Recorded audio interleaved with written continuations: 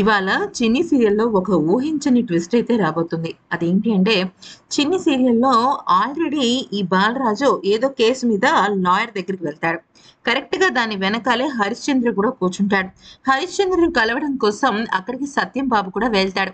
వెళ్ళిన తర్వాత అక్కడ సత్యం బాబుని చూసిన బాలరాజు వణికిపోతాడు. అయితే లాయర్ దగ్గరికి వెళ్లి కావేరి కేసు గురించి మాట్లాడే క్రమంలో ఇక సత్యం బాబుని హరిశ్చంద్ర ప్రశ్నిస్తాడు.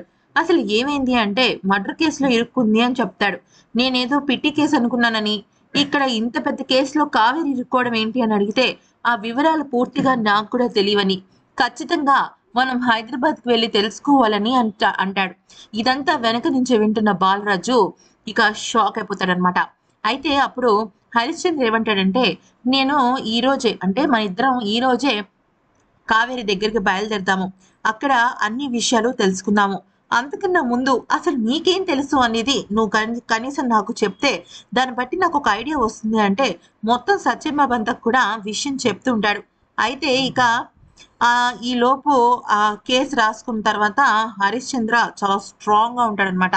ఎలాగైనా ఈ కేస్ గెలిచి తీరాలని అనుకుంటాడు. అయితే ఇదంతా విన్న బాలరాజుకి మైండ్ తొప్పుతుంది.